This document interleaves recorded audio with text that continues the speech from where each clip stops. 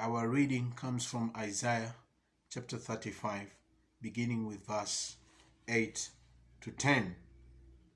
I read,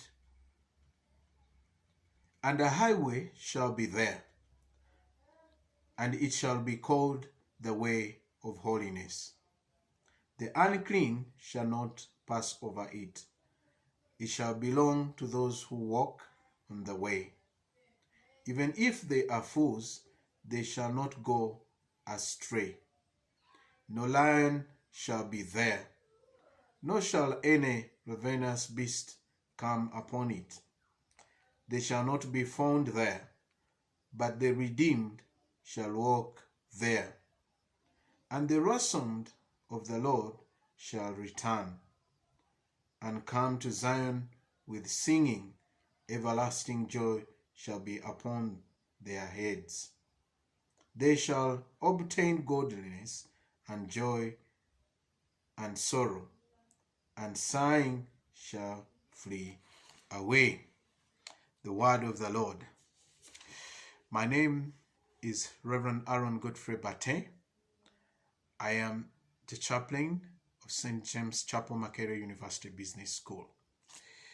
And the theme today we are going to reflect on is be joyful. Not just be joyful, but be joyful in the Lord.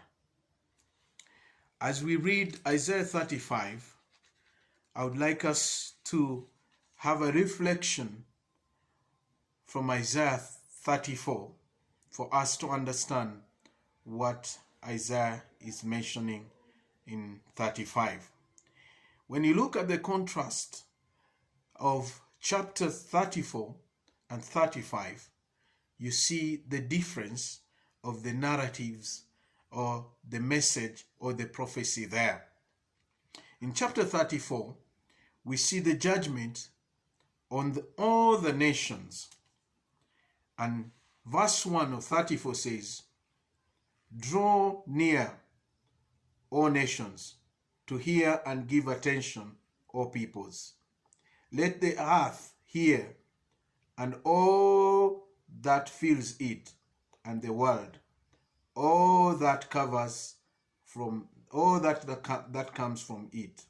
For the Lord is enraged against all the nation, and is furious against all their host." We see that Yahweh has judged the nation, and Isaiah mentions all the judgment to the nations.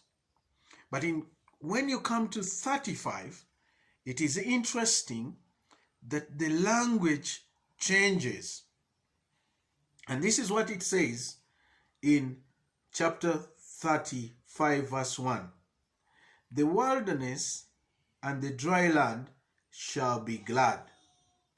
The desert shall rejoice and blossom like the crocus, and it shall blossom abundantly and rejoice with joy and singing.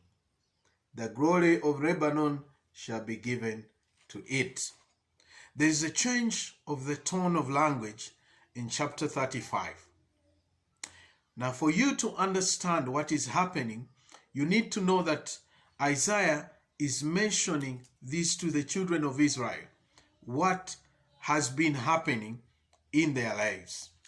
And so in chapter 35, the scripture that I've read from verse 8 to 10, it brings out the picture of what is going to happen to the redeemed of the Lord.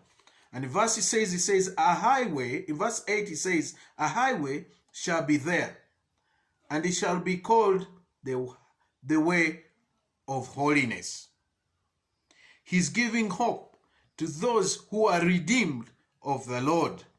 And he says this way will be called the way of holiness. Now, of course, you know that Jesus says, "I am the way, the truth, and the life. And no one comes to the Father except through me." And this is the hope that Isaiah mentions that the redeemed of the Lord shall walk on this way. It also says, the unclean shall not pass over it.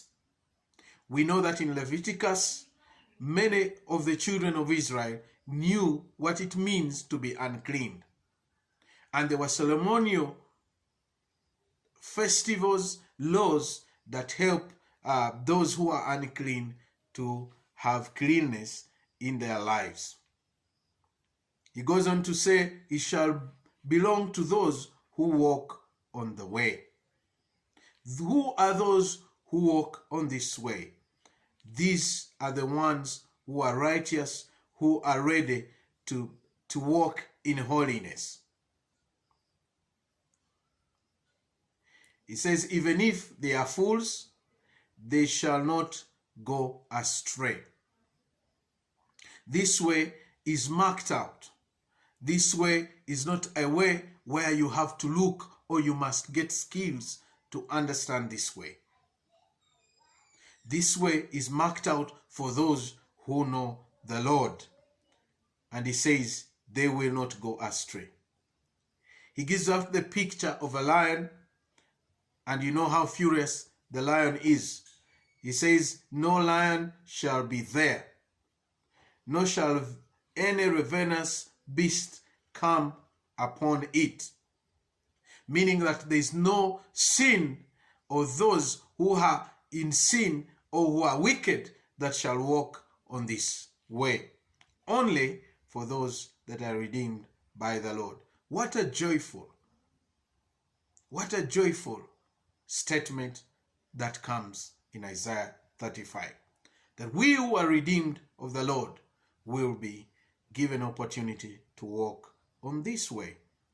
And none of the things that have been disturbing us, the sin, the wickedness in the world, will walk on this way.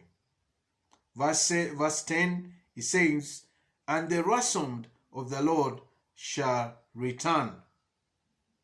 What does it mean? Ransomed. Those who are redeemed, who are purchased by a price.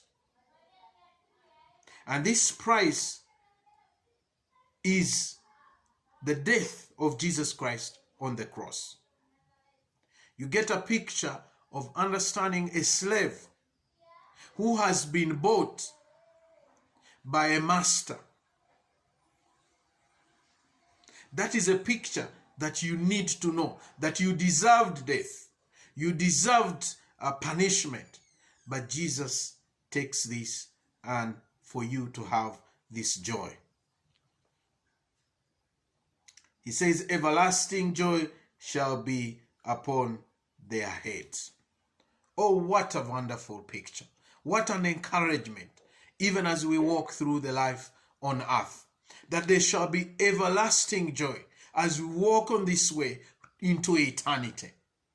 That you who are redeemed of the Lord, there shall be joy that is going to be everlasting, that will not depart from you, because Jesus paid the price. What are the issues that are bothering you? What are the challenges that you're going through? What are those things that have made you lose the joy? Isaiah here says, you will have everlasting joy. Isaiah here says that this way that the Lord has provided is a way of holiness. That you who is redeemed, you will walk on it.